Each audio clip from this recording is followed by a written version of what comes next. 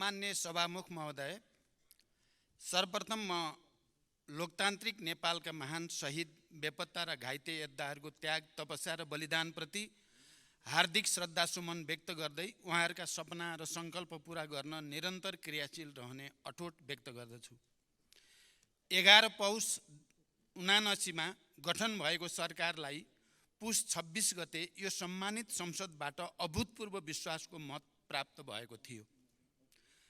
त्यस यता सरकार अर्थतन्त्रको पुनरुत्थान, सुशासनको प्रत्याभूति, विकास निर्माणमा तीव्रता, सेवा प्रवाहमा सरलीकरण, सामाजिक न्यायको प्रवर्धन र राष्ट्रिय हितको अभिवृद्धिका लागि इमानदारीपूर्वक क्रियाशील रहेको यस सम्मानित संसदलाई जानकारी नै छ। यही अवधिमा नेपालको संविधानमा व्यवस्था भए बमोजिम नयाँ राष्ट्रपति र उपराष्ट्रपतिको निर्वाचन अत्यन्तै सौहार्दताका साथ सम्पन्न भएको छ। म उहाँहरू दुवैलाई गरिमामय पदमा नियुक्तिका लागि हार्दिक बधाई सहित सफल कार्यकालको शुभकामना व्यक्त गर्दछु। सभामुख महोदय, फेरि विश्वासको मतका लागि यति छिटै संसदसँग अनुरोध गर्ने अवस्था आउला भन्ने मैले सोचेकै थिइनँ। राजनीतिक स्थिरताको प्रतिबद्धता सहित सरकार गठन गरेका थियौँ। मैले मात्रै होइन, सहयात्री सबै दलका नेताहरूले पनि संसदमा स्थायित्वको वाचा गर्नुभएको थियो। प्रधानमन्त्री र मन्त्रीहरू बीच न ठुला कुनै नीतिगत मतभेद देखिएका थिए, न कार्यशैलीगत मतभेद नै। क्याबिनेट बैठकहरू सधैँ अत्यन्त सौहार्द रहे। व्यक्तिगत सम्बन्धहरू पनि सुमधुर थिए र अहिले पनि छन्। चौतर्फी निराशा र हताशालाई चिर्दै सरकारले एकदमै छिटो जनतामा एक स्तरको आशा जगाएको पनि थियो। तर राष्ट्रिय सहमतिमा राष्ट्रपति चयनका लागि मेरो प्रस्तावपछि अचानक राप्रपा र नेकपा एमालेका मन्त्रीहरूले राजीनामा दिनुभयो र सरकारलाई दिएको विश्वासको मत पनि फिर्ता लिनुभयो। यसरी संविधान त फेरि विश्वासको मत लिन आवश्यक बन्न गयो। सरकार गठनको 2 महिना नपुग्दै विश्वासको मत फिर्ता लिने निर्णयको प्रतिरक्षा निर्णय गर्ने दल र निर्णय गर्ने माननीयहरूले नै गर्नुहोला। यो कति राजनैतिक र जिम्मेवार निर्णय भयो, त्यसको जवाब पनि उहाँहरूले नै दिनुहोला र जनताको पनि आफ्नो मूल्याङ्कन हुने नै छ। तर पनि मलाई के कुरामा खुसी छ भने साथीहरूले आजका दिनसम्म पनि प्रधानमन्त्री र सरकारको यो गलत काम वा निर्णयले गर्दा हामीले विश्वासको मत फिर्ता लिनु पर्यो भन्नुभएको चाहिँ छैन। म सरकार बाहिर रहेका पार्टीहरूलाई समेत जोडेर राष्ट्रिय सहमतिको वातावरण बनाउन प्रयत्नशील थिएँ। तर राष्ट्र सामु स्थिरताको प्रतिबद्धता जनाएका 2 दल नै अस्थिरतातिर अग्रसर हुनु चिन्ताको विषय हो। गठबन्धन सरकार आफै एउटा राजनैतिक साझेदारी पनि हो र यो सरकार पनि त्यस्तै साझेदारी थियो।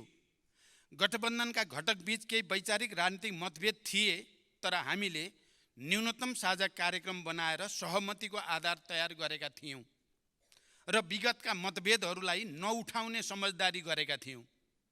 म त्यो प्रतिबद्धतामा कायम रहेँ, तर केही पक्षबाट त्यसको पालना भएन। सभामुख महोदय, संसदमा पहिलो दिन नै संसद विघटनको अत्यन्त संवेदनशील विषयले प्रवेश पायो र त्यसले सिङ्गो देश तरङ्गित पनि बन्यो। त्यो विषयको उठान न सान्दर्भिक थियो न प्रासङ्गिक नै थियो। देशमा ठुलो संवैधानिक र राजनीतिक सङ्कट निम्त्याएको त्यो कदम कुनै गर्वको विषय थिएन। 2 पटक सम्मानित सर्वोच्च अदालतले नै असंवैधानिक भनिसकेको र संवैधानिक निरूपण भइसकेको त्यस्तो अप्रिय विषयको प्रवेशले गठबन्धनमा अविश्वास मात्र बढाएन, संविधान र लोकतन्त्रको निरन्तरता एवं संसदको स्थायित्वमै प्रश्न चिन्ह खडा गर्यो। मैले दुःखका साथ भन्नुपर्दछ, लगभग सिङ्गो संसदको विश्वासको मत पाएको प्रधानमन्त्रीलाई त्यही संसद विघटनको खुला पक्ष पोषणले ठुलो नैतिक, संवैधानिक र राजनीतिक चुनौती दियो। राष्ट्रिय सहमतिका लागि मेरो निरन्तर प्रयासले पनि गठबन्धनको प्रमुख दलबाट नै समर्थन पाउन सकेन। प्रधानमन्त्रीका रूपमा मैले संसदबाट लगभग राष्ट्रिय सहमतिको समर्थन प्राप्त गरेँ। त्यो ऐतिहासिक समर्थनप्रति कृतज्ञता जनाउन र राष्ट्रका सङ्कटहरूको सामना गर्न पनि मैले राष्ट्रिय सहमतिमै जोड दिनु पर्थ्यो र मैले जोड दिएँ पनि। राष्ट्रपति जस्तो सम्मानित संस्था पटक पटक राजनीतिक विवादमा परेको र त्यसले लोकतन्त्रप्रतिको जनआस्थाकै मानमर्दन गरेको पृष्ठभूमिमा मैले नयाँ राष्ट्रपतिमा राष्ट्रिय सहमति जुटाउने नयाँ सुरुवात गर्न चाहेँ। संसदको सबैभन्दा ठुलो दलको हैसियतले समझदारीमै नेपाली काङ्ग्रेसलाई राष्ट्रपति दिउँ भनेर मैले नेकपा एमालेका अध्यक्षसँग ठोस रूपमा प्रस्ताव पनि राखेँ। त्यसले राजनीतिक सन्तुलन पनि कायम हुन्छ र अन्य समस्या समाधान गर्न पनि सहज हुन्छ भन्नेको मैले भनेको थिएँ। तर परिणाम त्यसमा सहमति हुन सकेन। हामीले सहमतिमा राष्ट्रपति र उपराष्ट्रपति चुन्न सकेनौँ। तर प्रधानमन्त्रीका रूपमा मैले गरेको प्रयास र लिएको अग्रसरतामा कुनै खोट थिएन। म आज सम्मानित सदनलाई भन्न चाहन्छु, मेरो त्यो चाहना के कमजोरी थियो र या यो पहल राष्ट्रप्रतिको जिम्मेवारी बोध थियो। सभामुख महोदय, मैले संसदसँग वाचा गरेको थिएँ म हरेक पटक रिपोर्ट कार्डका साथ उपस्थित हुनेछु। एमाले र राप्रपाका मन्त्रीहरूले सरकार छाडेपछिको गतिरोधले प्रभाव नपरेको भए सरकारका उपलब्धिको सूची अझ फराकिलो हुने थियो। तैपनि यो छोटो अवधिमा केही उल्लेखनीय काम अवश्य भएका छन्। म छोटकरीमा ती काम उल्लेख गर्ने अनुमति चाहन्छु। सरकारका नीतिगत प्राथमिकता र कार्यक्रममा समेटिएका विषयको प्रभावकारी, परिणाममुखी र समयबद्ध कार्यान्वयनका लागि एकीकृत कार्ययोजना तयार भएको छ। अर्थतन्त्रको पुनरुत्थान, सेवा प्रवाहमा सुधार, सुशासन, विकास र सामाजिक न्यायलाई प्राथमिकतामा राखेर नीतिगत, प्रक्रियागत र संस्थागत सुधारका निर्णयहरू कार्यान्वयनमा लगिसकिएको छ। यसैको परिणामस्वरूप केही आर्थिक परिसूचकहरूमा सकारात्मक नतिजा देखा पर्न थालेको छ। अर्थतन्त्रको बाह्य क्षेत्र सुधारको क्रममा छ। तरलता सङ्कुचनको स्थितिमा सुधार आएको छ। विदेशी मुद्रा सञ्चिति, विप्रेषण आप्रवाह, पर्यटन आगमन आदि क्षेत्रमा उत्साहजनक प्रगति देखिएको छ। ब्याज दर घट्दै गएको छ।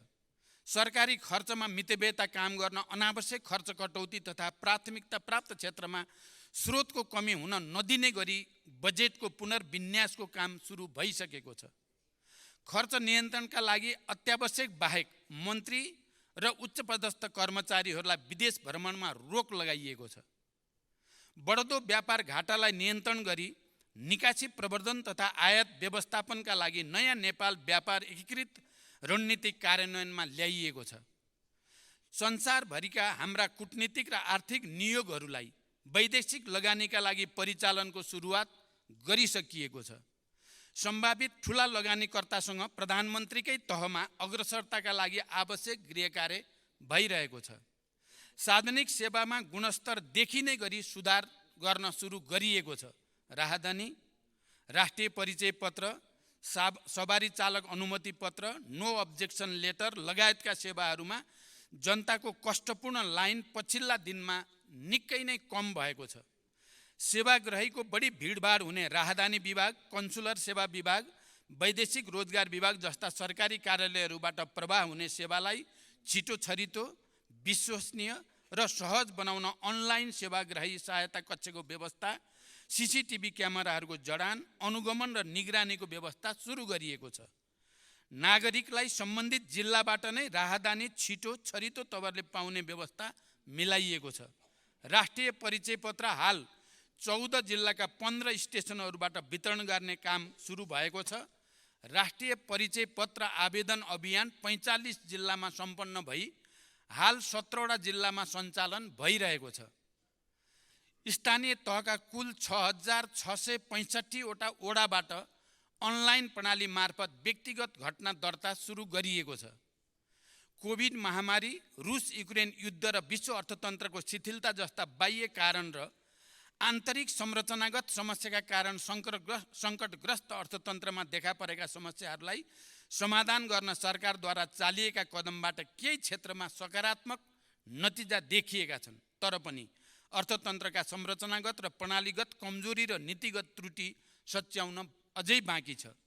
शोधान्तर समस्यालाई दिगो रूपमा समाधान गर्न आन्तरिक उत्पादन वृद्धिको विकल्प छैन। त्यसका लागि अल्पकालीन र मध्यकालीन कदम चालिँदैछ। कृषि, पशुपन्छी पालन र वन्यजन्तु उत्पादन सम्बन्धी हालका कार्यक्रमहरूको पुनर्संरचना र नयाँ कार्यक्रम कार्यान्वयनमा लगिँदैछ। लघु, साना, मझौला र ठुला उद्योगहरूको पूर्ण क्षमतामा सञ्चालन, लागत न्यूनीकरण र बजारीकरणमा सहयोग गरी औद्योगिक उत्पादन वृद्धिलाई प्रोत्साहन गरिँदैछ र पर्यटकको सङ्ख्या, बसाइ र खर्च बढाउन विशेष कार्यक्रम ल्याइएको छ।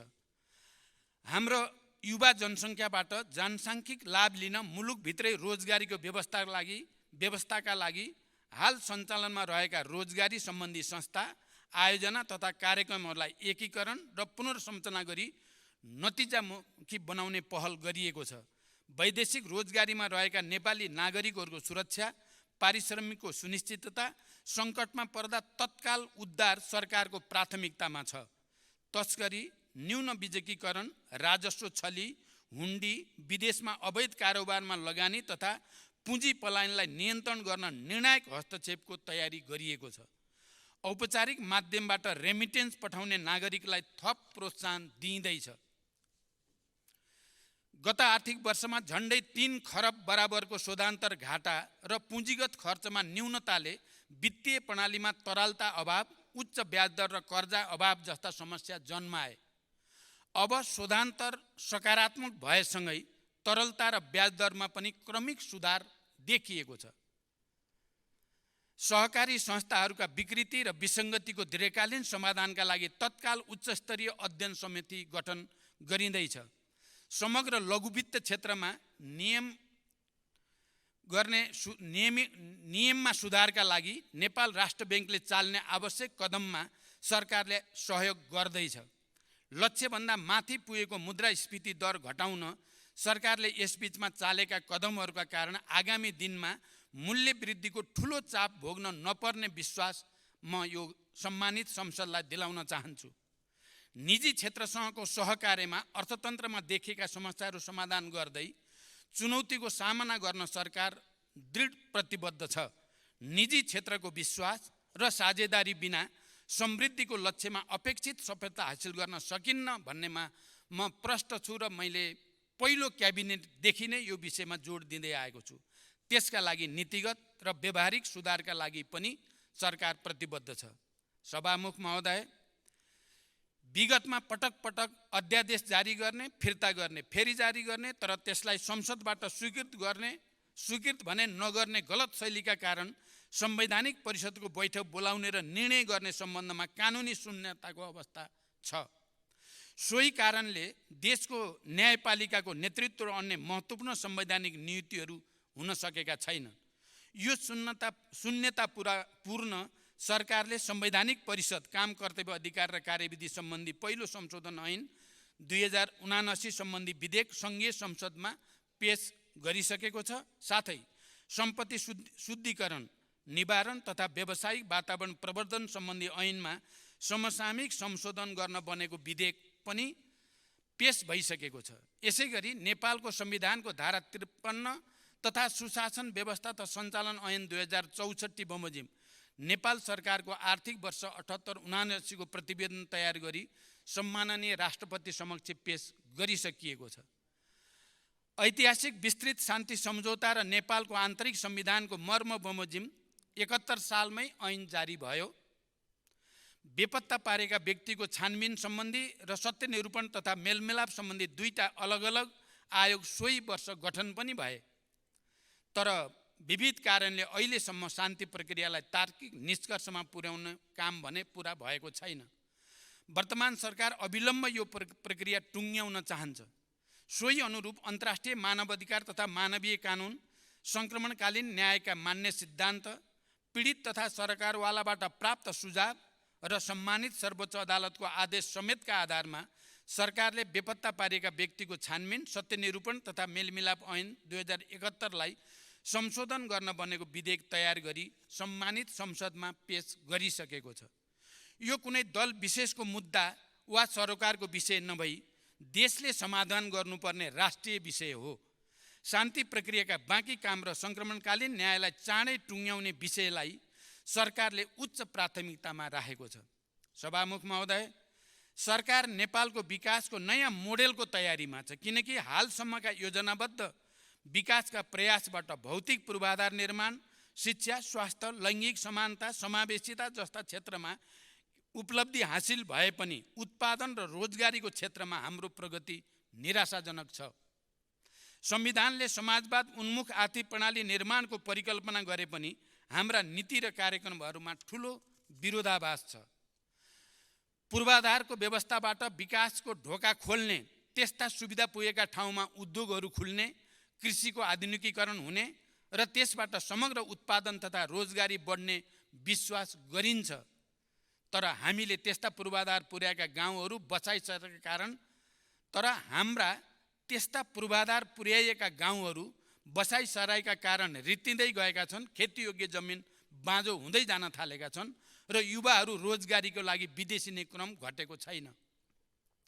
यो अवस्थाबाट पार पाउन पहिले कार्यान्वयन गरिआएका नीति, योजना र कार्यक्रममा टालटुल गर्ने सुधार अब सम्भव छैन। क्रम भङ्ग नै जरुरी छ भन्ने सरकारको विश्वास छ। त्यसैले 16औं विकास योजनामा विकासको नयाँ मोडेल पेश गर्ने सरकारको तयारी रहेको छ। आगामी आर्थिक वर्षको बजेटमा खर्च कटौती अनि उपलब्ध स्रोतको अधिकतम उपयोग हुने क्षेत्रमा बजेट विनियोजनमा जोड दिइँदैछ।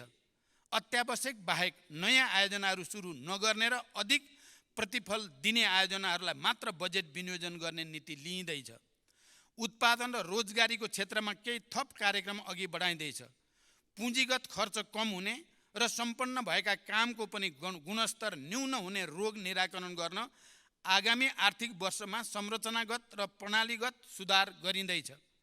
यस कदमबाट बजेटको आकार सानो भए पनि आगामी वर्ष पुँजी निर्माण र आर्थिक क्रियाकलापमा वृद्धि गर्ने कार्यमा उल्लेखनीय प्रगति हासिल हुनेछ र त्यसपछिका वर्षहरूमा उच्च आर्थिक वृद्धिको आधार तयार हुनेछ भन्ने हाम्रो विश्वास छ। सभामुख महोदय, सबै सरकारी सेवाहरूको लागत र समय पनि घटाएर अनलाइन प्रणालीबाटै सबै सेवा चुस्त र सहज रूपमा उपलब्ध गराउन आवश्यक काम भइरहेका छन्। हेलो सरकारलाई थप प्रभावकारी बनाइएको छ र त्यसलाई आगामी दिनमा स्थानीय तहसम्म विस्तार गरिनेछ। नागरिकता सम्बन्धी ऐन, सङ्घीय निजामती ऐन, सङ्घीय शिक्षा ऐनको विधेयकलाई यथाशीघ्र अन्तिम रूप दिई संसद समक्ष पेश गर्न सरकारले यस सम्बन्धी प्राविधिक कामहरू सदनताका साथ अगाडि बढाइरहेको छ। निजामती लगायत सबै राष्ट्र सेवकहरूको मनोबल उच्च राख्न सरकारले आफ्नो क्षमताले भ्याएसम्म सेवा सुविधा बढाउँदै लैजाने नीति लिएको छ। यस क्रममा उच्चस्तरीय तलब सुधार आयोगले पेश गरेको अध्ययन प्रतिवेदनले औँल्याएका विषयहरूलाई कार्यान्वयनमा ल्याउन प्रधानमन्त्री तथा मन्त्री परिषदको कार्यालयका सचिवको संयोजकत्वमा 7 सदस्यीय कार्यान्वयन सहजीकरण समिति गठन भएको छ। अत्यावश्यक सेवा प्रदान गर्ने कार्यालयहरूमा कतिपय सार्वजनिक बिदाका दिनहरूमा समेत कार्यालय खोल्ने गरी विक्रम सम्वत 2080 सालमा दिइने सार्वजनिक बिदा तथा कार्यालय समय निर्धारण गरिएको छ। निजामती प्रशासन, सुरक्षा निकाय लगायत सार्वजनिक प्रशासनलाई कम खर्चिलो, चुस्त, जवाबदेही र सक्षम बनाउन एवं 3 तहका सरकारहरू बीचको सम्बन्धलाई संविधानको मर्म र भावना अनुरूप ठिक ढङ्गबाट अघि बढाएर संघीयता कार्यान्वयनमा सहजीकरण गर्ने सम्बन्धमा सुझाव पेश गर्न सरकारले उच्चस्तरीय प्रशासन पुनर्संरचना आयोग गठन गर्दैछ। त्यसलाई मर्यादित एवं व्यवस्थित बनाउन अन्य देशका अभ्यास समेतको अध्ययन गरी सुझाव सहितको प्रतिवेदन पेश गर्न गृह मन्त्रालयका सचिवको संयोजकत्वमा एक उच्चस्तरीय समिति गठन गरिएको छ। प्रशासनिक समन्वयका लागि नेपाल सरकारका मुख्य सचिवको संयोजकत्वमा प्रशासनिक समन्वय परिषदको गठन भएको छ। संघीयता कार्यान्वयनमा देखा परेका समस्या समाधान गर्न संविधान र कानुन बमोजिम गठित अन्तर प्रदेश परिषद लगायतका संयन्त्रलाई क्रियाशील बनाउने र गर्न बाँकी कामहरूको सूची बनाई क्रमशः कार्यान्वयन गर्दै जाने दिशामा सरकार अघि बढिरहेको छ। संविधानको अनुसूचीमा रहेका तीनवटै तहका सरकारको कार्यसूचीलाई परिभाषित गर्ने क्रममा विगतमा तयार गरिएका कार्य विस्तृतीकरण प्रतिवेदनलाई पुनरावलोकन र आवश्यक परिमार्जन गरी तीन तहको सरकारका बीचमा रहेको काम तथा जिम्मेवारीको दोहोरोपन र अन्य दुविधाजनक विषयलाई थप स्पष्ट गरिँदैछ। सभामुख महोदय, नेपाल सरकार, प्रदेश सरकार र स्थानीय तहबीच प्राकृतिक स्रोतको रोयल्टी बाँडफाँड स्वीकृत गरिएको छ।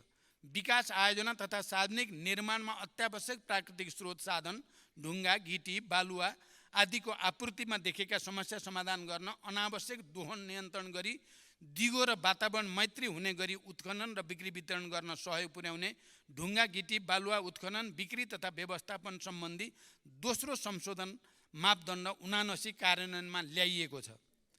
विकास सम्बन्धी छुट्टै ऐनको विधेयक तयार भइरहेको छ। राष्ट्रिय गौरव लगायतका ठूला परियोजनाहरूको निर्माणलाई निर्धारित लागत, गुणस्तर र समयमै सम्पन्न गर्न बजेट र जनशक्ति अभाव नहुने गरी आवश्यक व्यवस्था मिलाइएको छ। त्यस्ता आयोजनाहरूको स्थलगत अनुगमनलाई तीव्रता दिँदै प्रधानमन्त्री तथा मन्त्री परिषदको कार्यालयबाट आवश्यक निर्देशन, समन्वय र सहजीकरण पनि भइरहेको छ। ठेक्का लिएर काम पुरा नगर्ने, बीचमै काम छोड्ने तथा काममा विलम्ब गर्ने निर्माण व्यवसायहरूलाई सचेत गराइएको छ र बारम्बार म्याद थप्दा पनि काम पुरा नगर्ने व्यवसायलाई कालो सूचीमा पनि राखिएको छ। निर्माण कार्यमा गुणस्तर कायम गर्न अनुगमन तथा प्राविधिक परीक्षणमा तीव्रता दिइएको छ। साथै काम सम्पन्न भइसकेर पनि निर्माण व्यवसायले समयमै भुक्तानी नपाउने समस्यालाई पनि सरकारले गम्भीरतापूर्वक लिएर समाधानमा अगाडि बढिरहेको छ। देशका विभिन्न 8 स्थान औद्योगिक ग्रामको रूपमा घोषणा भएका छन्। चालु आर्थिक वर्षमा उद्योग विभाग अन्तर्गत करिब रु 20 अरब प्रत्यक्ष वैदेशिक लगानीको प्रतिबद्धता प्राप्त भएको छ भने अहिलेसम्म प्रत्यक्ष वैदेशिक लगानी प्रतिबद्धता करिब 4 खरब 40 अरब पुगेको छ। यसैगरी लगानी बोर्ड मार्फत हालसम्म करिब रु 10 खरब 40 अरब लगानी प्रतिबद्धता प्राप्त भएको छ। देशमा हालसम्म जडित विद्युत क्षमता 2632 मेगावाट पुगेको छ भने करिब 96% जनतामा विद्युतको पहुँच पुगिसकेको छ। आगामी आर्थिक वर्षभित्र 100% जनताको बिजुलीमा पहुँच हुनेछ। स्वदेशमा आन्तरिक खपत बढाउँदै बचत हुने विद्युत छिमेकी देशहरूमा निर्यात गर्न पनि सरकारको विशेष प्राथमिकतामा छ। सभामुख महोदय, मलखादमा दिइएको अनुदान लक्षित वर्गसम्म नपुगेको र कतिपय अवस्थामा दुरुपयोग भएको सरकारवालाको चासोपछि यसमा सरकारले पुनरावलोकनको आवश्यकता महसुस गरेको छ। तर पर्याप्त गृह कार्यपछि मात्रै यस विषयमा आवश्यक निर्णय गर्ने गरी आजको क्याबिनेटले हाललाई पुरानै व्यवस्था कायम रहने निर्णय गरेको सम्मानित संसदलाई जानकारी गराउन चाहन्छु। हरेक वर्ष किसानले दुःख पाउने विडम्बनापूर्ण अवस्था अन्त्य गर्दै यस वर्ष समयमै पर्याप्त मात्रामा मलखाद आपूर्ति सुनिश्चित गरिएको छ। उखुको न्यूनतम खरिद मूल्य प्रति क्विन्टल रु 540 कायम गरिएको छ भने गहुँको न्यूनतम खरिद समर्थन मूल्य प्रति क्विन्टल रु 3351 निर्धारण गरिएको छ। कृषकको माग सम्बोधन गर्दै दुधको नयाँ न्यूनतम खरिद मूल्य प्रति लिटर रु 65 निर्धारण गरिएको छ।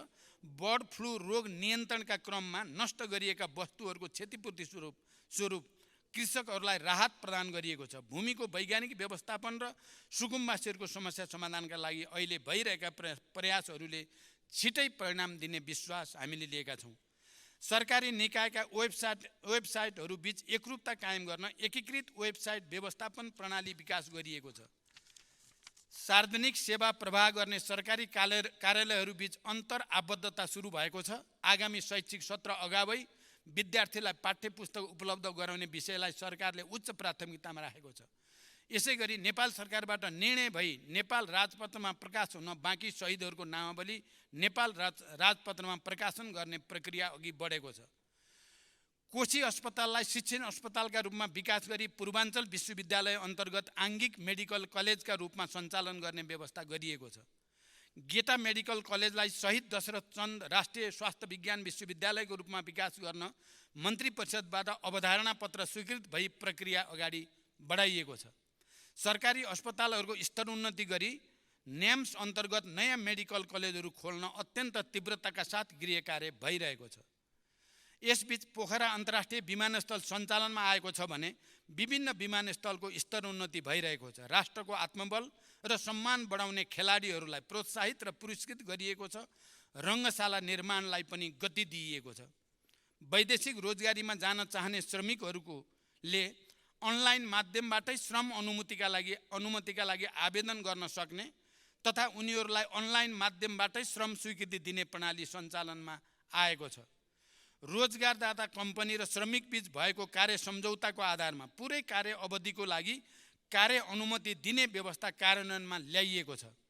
वैदेशिक रोजगारीमा रहेका श्रमिकहरूले श्रम अनुमतिको अवधि समाप्त भएपछि नेपाल नआइकनै सम्बन्धित देशमा नेपाली राजदूतावासहरूबाट नै पुनः श्रम स्वीकृति लिन सक्ने व्यवस्था प्रारम्भ गरिएको छ र यो व्यवस्थाबाट लाखौं नेपालीहरू लाभान्वित हुने विश्वास लिएको छ।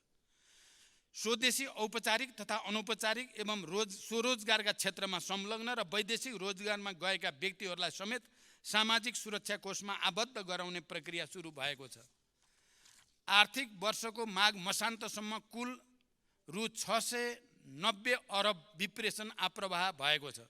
यस अवधिमा छिमेकी मुलुक लगायत सबै मित्र राष्ट्रहरूसँग पारस्परिक समानताको आधारमा असल र मैत्रीपूर्ण सम्बन्ध कायम गर्न जोड दिइएको छ। कतारको दोहामा सम्पन्न अति कम विकसित मुलुकहरू सम्बन्धी 5औं संयुक्त राष्ट्रसङ्घीय सम्मेलनमा सहभागी भई नेपालले आफ्नो धारणा प्रस्तुत गरेको छ। त्यस क्रममा अति कम विकसित मुलुकबाट स्तरोन्नति हुँदा नेपाल लगायत अति कम विकसित देशहरूको राष्ट्रिय अर्थतन्त्रमा पर्न सक्ने असरलाई न्यूनीकरण गर्न अन्तर्राष्ट्रिय समुदायले उपलब्ध गराउनुपर्ने आर्थिक र प्राविधिक सहयोगका विषयमा ध्यानाकर्षण गरिएको छ। सभामुख महोदय, महिला सशक्तिकरण तथा युवा रोजगारी र उद्यमशीलता विकासका लागि विभिन्न कार्यक्रमहरू कार्यान्वयनमा ल्याइएका छन्। सामाजिक न्याय र समावेशी विकासका कार्यहरूले गति लिन थालेका छन्। विपन्न, पिछडा वर्ग, लोपोन्मुख जाति र सीमान्तकृत समुदायको संरक्षण र विकासका लागि लक्षित कार्यक्रमहरू सञ्चालन गरिएको छ। यस बीचमा विश्व बैंकबाट विद्यालय क्षेत्र रूपान्तरणको लागि 120 मिलियन अमेरिकी डलर बराबरको सहुलियतपूर्ण ऋण स्वीकार गर्न सैद्धान्तिक सहमति दिइएको छ। नेपाल स्थानीय पूर्वाधार सहयोग कार्यक्रमका लागि बेलायत सरकारबाट करिब 14 अरब 31 करोड अनुदान सहायता उपलब्ध हुने भएको छ। नेपाल गुणस्तरीय स्वास्थ्य सेवा प्रणाली कार्यक्रमको लागि विश्व बैंकबाट 100 मिलियन अमेरिकी डलर सहुलियतपूर्ण ऋण तथा 3.84 मिलियन अमेरिकी डलर अनुदान सहायता स्वीकार गर्न सैद्धान्तिक स्वीकृति दिइएको छ। यी तथ्यहरूले मेरो नेतृत्वको सरकारले छोटो समयमा पनि राज्यका निर्देशक सिद्धान्त, नीति तथा दायित्वहरूको कार्यान्वयन, सार्वजनिक सेवामा नागरिकहरूलाई सरल र सहज पहुँचको सुनिश्चितता तथा समग्र शासकीय सुधारका दिशामा चालिएका महत्त्वपूर्ण कदमलाई आँकडाबाटै पुष्टि गर्दछन्। आगामी दिनमा पनि जनताको हित र राष्ट्रको समृद्धिका लागि सरकार निरन्तर समर्पित र क्रियाशील हुनेछ भन्ने प्रतिबद्धता सहित मलाई विश्वासको मत दिनुहुन सबै मान्य सदस्यहरूलाई हार्दिक अनुरोध गर्दछु। नागरिकको विकास, समृद्धि र सुशासन प्रतिको उच्च अपेक्षालाई पुरा गर्न आगामी दिनमा थप निष्ठा र समर्पण भावका साथ काम गर्ने अठोट पनि म यस सन्दर्भमा व्यक्त गर्न चाहन्छु। सभामुख महोदय, मैले यस अघि पनि संसदमा भनेको छु, आज पनि दोहोर्याउन चाहन्छु। राष्ट्रका सङ्कट र सम्भावना दुवैले राष्ट्रिय सहमतिको माग गरेका छन्। राजनैतिक नेतृत्व र सार्वजनिक प्रशासकहरूमा विकास मैत्री, सेवाग्राही मैत्री र लगानी मैत्री मानसिकता तयार गर्नु छ। लाखौं युवालाई स्वदेशमै रोजगारी सृजना गरी सम्मानित जीवन दिन राष्ट्रले साझा सङ्कल्प लिन जरुरी छ। एउटा गुणस्तरीय रङ्गशाला समेत नपाएका क्रिकेट खेलाडीले देशलाई विश्वकप छनौटसम्म पुर्याए। तीमाथि न्याय गर्न पनि हामी सबै एक ठाउँमा उभिनु छ। आर्थिक सङ्कटको सामना गर्न हामीसँग राष्ट्रिय सहमतिको विकल्प छैन।